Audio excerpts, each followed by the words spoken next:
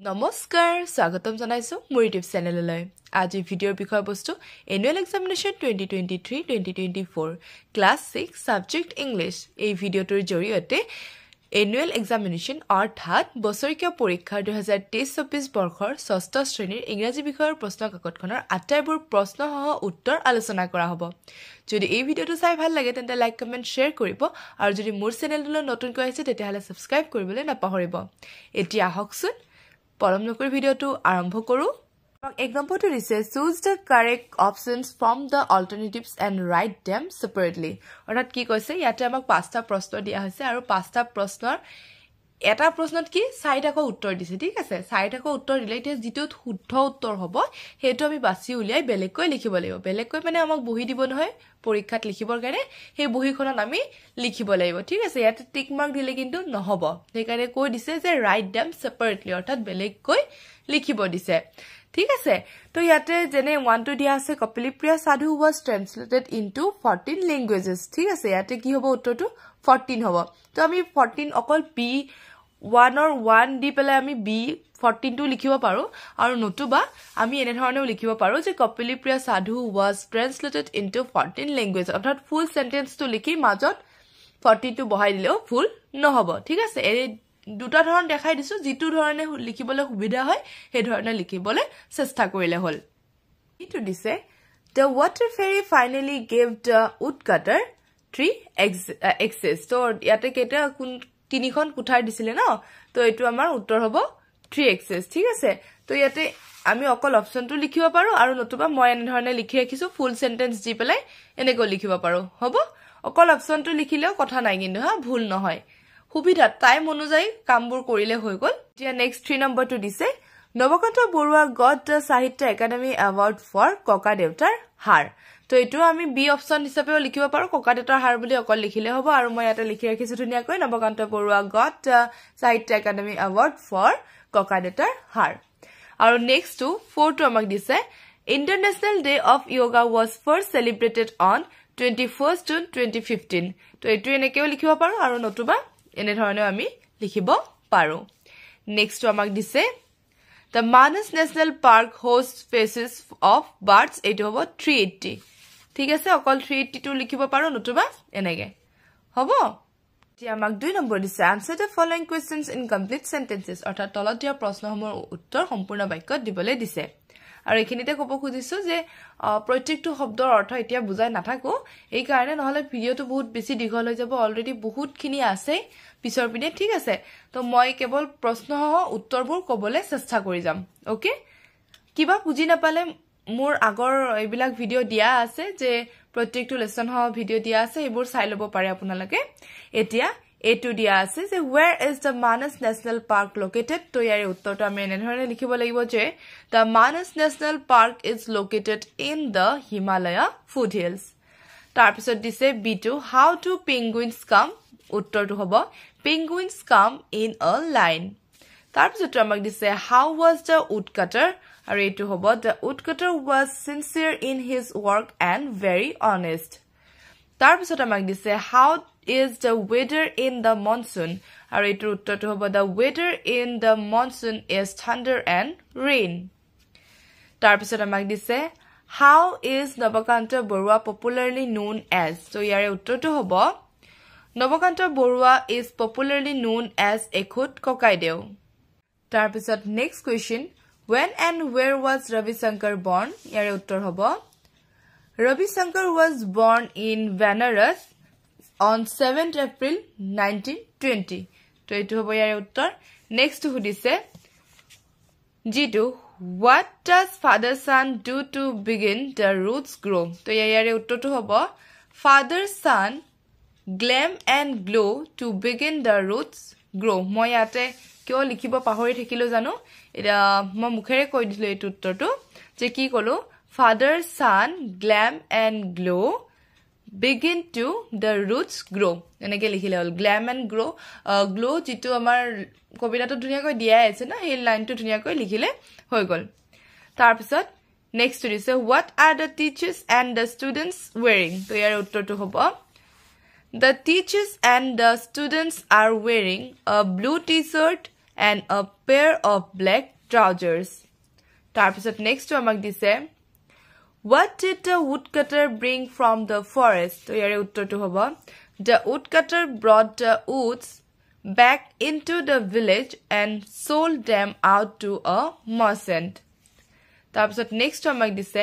Which instrument does Riniki's mother play? তো ইয়াৰে উত্তৰটো হ'ব Riniki's mother plays the sitar. এতিয়া আমাক 2 নম্বৰী প্ৰশ্ন তিনিটা দিয়া হৈছে Give brief answers বহলাই লিখিব দিছে What is yoga? তো মই ইয়াতে লিখি ৰাখিছো yoga কি হয় Yoga is a science of living a healthy life and also an ancient physical, mental and spiritual practice. B2 দিছে How did the woodcutter find his eggs? অৰ্থাৎ তেওঁ কেনেধৰণে woodcutter জনে কেনেধৰণে তেওঁৰ কুঠাৰ কিখন বিচাৰি পাইছিলে হেতু সুধিছে আৰু এটো উত্তৰ বিদ্যালয়ত যেনেধৰণে দিয়া হৈছে ছুটিকে দিয়া হৈছে দীঘলকে দিয়া হৈছে সেই ধৰণে লিখিবলৈ চেষ্টা কৰিলে হল ঠিক আছে তাৰপিছত C2 দিছে What are the rare and endangered species the Manas National Park is famous for? আৰু ইয়াৰে উত্তৰটো হ'ব এইগিটা ইয়াতে মই চিন দিয়ে থৈ দিছো হা এইগিটা হ'ব ঠিক আছে তো এইগিটা নাম লিখিলে হৈ গল এতিয়া আমাক কেটামান খালি ঠাই পূৰ কৰা দিছে 4 নম্বৰটো fill in the blanks A Samipesu was written by তো এটো উত্তৰটো হ'ব কি নিৰ্মল প্ৰভা পডলৈ তাৰপিছত B2 দিছে Nilotpol is very happy to see the ইয়াতে হ'ব interest ঠিক আছে interest of the students তাৰপিছত C2 দিছে children called Nehru কি হ'ব Sasa Nehru Sasa বুলি মাতিছিল ঠিক আছে তো এইখিনি মই লিখি ৰাখিছো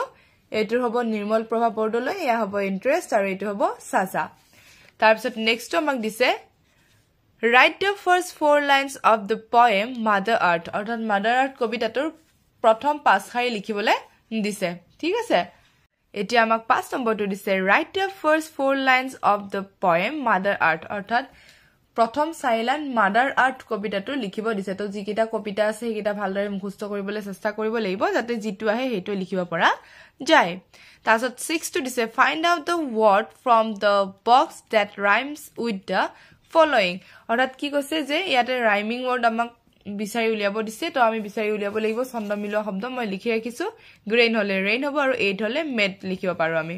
ঠিক আছে এতিয়া আমি গ্ৰামাৰৰ পিনে আহিছো গ্ৰামাৰ খিনি কি দিয়া আছে চাও Rewrite the following sentences in its correct tense form using after in place of before অৰ্থাৎ before জায়গাত আমাক কি বহাব দিছে after বহাব দিছে আৰু যিখিনি আমাৰ টেন্সৰ কাম আছে সেইখিনি অকমান হলনি কৰি পেলাই before জায়গাত কি কৰিব দিছে after বহাব দিছে এটি ইয়াতে একেবাৰে মই সহজ পদ্ধতিত বুজাই দিছো যাতে এনেকুৱা ধৰণৰ প্ৰশ্ন আহিলে ছাত্ৰ ছাত্ৰী সকলে কৰিব পাৰে ইয়াতে এটো আমাক দিছে I had worked out the sum before the teacher came বেলেগ একো কৰিব লগা নাই এই যে the teacher came আছে এইখিনি আমি আগপিনে লইম আৰু এইখিনি যিখিনি আছে এইখিনি আমি পিছফালে লৈ যাম আৰু এই বিফোৰৰ জায়গাত আমি কি বহাই দিম after বহাই দিম জাস্ট হেতু ট্ৰিক মনত ৰাখিলে হল ঠিক আছে বেলেগ একো চাই থাকিব না লাগে যিখিনি বিফোৰৰ পিছত থকাখিনি আমি কোড আনিম আগত আৰু বিফোৰৰ আগত থকাখিনি আমি কোড আনিম পিছত আৰু আনি পেলি কি কৰিম ইয়াতে যেটো বিফোৰ দিয়া আছে হেতু আমি after বহাই দিম লাইক মই লিখি ৰাখিছো এনে ধৰণে লিখিলে হল ইয়াতে কি দিছিলে প্ৰশ্নটো যে I had worked out the sum before the teacher came তো মই এটো কেনেকৈ লিখিছো the teacher came after I had worked out the sum হৈ গল next The sun had set before we started for the fair. তো এটো কেনেকুৱা হ'ব we started for the fair after the sun had set. তো একদম easy হয় হয়নে তো এনে ধৰণে লিখিলে হল নেক্সট আমাক 8 টো দিছে fill in the blanks with suitable forms of adjective অৰ্থাৎ এতিয়া adjective লিখিব দিছে আমি ডিগ্ৰীজ গম পাইছো ঠিক আছে পজিটিভ comparative and superlative যেতিয়া দা থাকিব আমি superlative ডিগ্ৰী বহাম যেতিয়া দেন দেখা পাম ঠিক আছে তেতিয়া আমি comparative টো বহাম আৰু as যদি দেখা পাও তেতিয়া হলে আমি positive টো বহাম তো ইয়াতে এতিয়া মই অকমান জাস্ট বুজাই দিছো যাতে আমি সেই ধৰণে বুজি ললে কৰিব পাৰো superlative ডিগ্ৰীৰ আগত কি থাকিব দা থাকিব এটো big দা আছে অৰ্থাৎ আমাৰ এটো কি হ'ব superlative ডিগ্ৰী তো আমি কিটো কি লিখিম biggest তাৰ পিছত ইয়াতে দেন দিয়া আছে অৰ্থাৎ আমি কি কম পাইছো এটো কম্পাৰেটিভ ডিগ্ৰী তো এটো আমি কি কৰিম more beautiful ইয়াতে দা আছে সুপাৰলেটিভ ডিগ্ৰী কি আছিলে গুড বেটাৰ বেষ্ট তো ইয়াতে কি হ'ব বেষ্ট এটো এজ আছে ইয়াতে যেটো থাকিব সেম টু ইয়াতে আমি বহাই দিম এতিয়া মই লিখি ৰাখিছো বাৰু উত্তৰকিটা মই দেখাবলৈ চেষ্টা কৰিছো This is the biggest city in India. She is more beautiful than her sister. He is the best boy in the class. Suman is as tall as his father. ইমান মানে কি আমি ইজিয়ে পাইছো না বস্তুটো আমি যদি গম পাও যে দা থাকিলে সুপাৰলেটিভ ডিগ্ৰী হ'ব তো আমি কি কৰিম তাত সুপাৰলেটিভ ডিগ্ৰীটো দেন হলে কম্পাৰেটিভ ডিগ্ৰী এজ হলে পজিটিভ ডিগ্ৰী তো এইখিনি বস্তু মনত ৰাখিবলৈ চেষ্টা কৰিলে হ'ল এতিয়া নেক্সটটো আমাক দিছে construct one sentences for each of the following structures অৰ্থাৎ আমাক যি কিটা এইকিটা প্যাটাৰ্ন বা স্ট্ৰাকচাৰস দিছে এইকিটাৰ এটা সেন্টেন্স লিখিব লাগে এতিয়া মই এইখিনিতে দেখাবলৈ খুজিছো পেজ নম্বৰ 74 ত ইয়াতে মাত্ৰ যিকোনো পাঁচটা দিয়া আছে SVW SVC SVOA SVSBA দিয়া আছে ঠিক আছে ইয়াতে আটাইবোৰ দিয়া আছে মই ইয়াতে লিখি চিন দি থৈ দিছো কোনকিটা এইখন পেপাৰত দিয়া হৈছে কিন্তু কি ঠিক যোৱা বছৰ দিয়া গিটাৰ হয়তো এবাৰ আৰু অলপমান বেলেগু দিব পাৰে তো এই কাৰণে আমি গুটেই গিটা যাতে মনত ৰাখিব পাৰো সেই কাৰণে মই পেজ নম্বৰটো কৈ দিছো 74 তাত দিয়া আছে ধুনিয়াকৈ এখিনি ভাল দৰে চাই পঢ়িবলৈ চেষ্টা কৰিলে হ'ল যাতে আমি গুটেই গিটা পঢ়ি আমি মনত ৰাখিব পাৰো SB হলে I play SBO হলে Sunit write stories SVC my mother is a teacher SVA he came yesterday SBWO Sumitra gave me a pen SVOC they made me a captain SVOA he completed his homework quickly ঠিক আছে তো এই আটাই গিটা মুখস্থ কৰি ৰাখিবলৈ চেষ্টা কৰিলে হ'ল এতিয়া নেক্সট আমাক 10 নম্বৰটো দিছে fill in the blanks with can should must may এই চাৰিটাৰ যিকোনো বহাব দিছে ঠিক আছে তো এইটো প্ৰথমটো হ'ব the student can make toys I must complete my project now আৰু এইটো সিটো দিছে we should help the poor ঠিক আছে next আমাক দিছে 11 number find out whether the verbs in the following sentences are transitive or intransitive এতিয়া আমাক transitive কোনটো intransitive কোনটো হয় লিখিবলৈ দিছে প্ৰথমটো transitive হ'ব কাৰণ এটো গুটেটো আমাক কি বুজাই আছে এটা কমপ্লিট সেন্টেন্স বুজাই আছে ঠিক আছে the baby is sleeping in the bed তো এটো intransitive হ'ব আৰু I feed my pet dog এটো হ'ব transitive তাৰছত next আমাক দিছে change the voice of the following ইগিটাৰ কি কৰিব দিছে voice change কৰিব দিছে ঠিক আছে voice change দুটা প্ৰকাৰৰ আছে এটা হৈছে active এটা হৈছে passive এইগিটা আমাক active voice ত আছে এতিয়া আমি তাক কেনে ধৰণে passive ত কৰিম মই অকমান বুজাই দি আছো বাৰু এতিয়া ক'ব খুজিছো যে যেতিয়া আমি active voice ৰ পৰা passive voice লৈ নিম তেতিয়া আমি দুটা বস্তু বেছিকৈ মনত ৰাখিব লাগিব যে যেটো আমাৰ active voice ৰ object থাকিব হেতু আমি passive voice ত নিউতে কি কৰিম subject কৰি দিম আৰু যেটো subject থাকিব হেতু আমি কি কৰি দিম object কৰি দিম আৰু যেটো আমাৰ verb থাকিব সেই verb টো আমি past participle formত লৈ যাম আৰু তাৰ লগত আমি এটা preposition কিহৰ help লম by help লম ঠিক আছে অল by বুলি নহয় আমি to বুলিও কিতিয়াবা কও হেবিলাক আহিব এতিয়াখিনিত আমি by ব্যৱহাৰ কৰিম যেনে ধৰণে মই দেখাই দিছো মই যিটো উত্তৰ লিখি ইয়াতে দিছিলে যে Mr. Bormon teaches English to yete English is taught by Mr. Bormon English to ami ki koilo object to ami subject ot anilu aru subject to ami ki koilo object ot anilu hobo same thing we shall write the story etu hobo the story shall be written by us tar bisot Riti must do this so uttor to hobo this must be done by Riti tar bisot Dimpy stole a watch to it hobo watch stolen by Dimpy egita hol voice sensor answer next amak 11 number to dise fill in the blanks with appropriate correlatives ঠিক আছে এতিয়া ইয়াতে hobo both Bivu and Thiru will go to the meeting ঠিক আছে আৰু এটা hobo the girl is as beautiful as her mother মই ইয়াতে ধুনিয়াকৈ লিখি ৰাখিছো egita both and ব্যৱহাৰ কৰিছো আৰু ইয়াতে as ব্যৱহাৰ কৰিছো ঠিক আছে তাৰ পিছত narration দিছে narrationটো অকমান বুজাই দিছো যে একো নাই my mother says এটো হৈছে ডাইৰেক্ট আৰু এটা হ'ব ইনডাইৰেক্ট আমি ডাইৰেক্টলি কলে এনেকে ধৰণৰ কৈছে যে মোৰ মায়ে কৈছে মায়ে হেনো মানে কি যে মায়ে কলে কেনেকে কব মই ডক্টৰ তাত সদায় যাও এনেকুৱা ধৰণৰ কব ন তো হেতু বস্তু যদি আমি কাৰোবাৰ বেলেগৰ আগত কবলৈ যাও তেতিয়া হলে আমাৰ কেনেকুৱা হ'ব যে কি হ'ব মোৰ মায়ে কৈছিল যে তেও ডক্টৰৰ তাত সদায় যায় আমি হে আই টু কি কৰি দিম সি কৰি দিম তো মই ইয়াতে লিখি ৰাখিছো তেনে ধৰণে আমাক প্ৰশ্নটো দিছিলে যে my mother says I visit the doctor regularly তো ইয়াতে হ'ব my mother says that she visit the doctor regularly তাৰ পিছত বি টু দিছে Ridhi will say I am student of class 7 তো এটো হ'ব Ridhi will say that she is a student of class 7 তাৰ পিছত দিছে the boy says we practice every day তো ইয়াৰে উত্তৰটো হ'ব কি the boys say that they practice every day তাৰ পিছত Ruby says I go to school on foot তো ইয়াৰে উত্তৰটো হ'ব Ruby says that she goes to school on foot যে আমাক 62 দিছে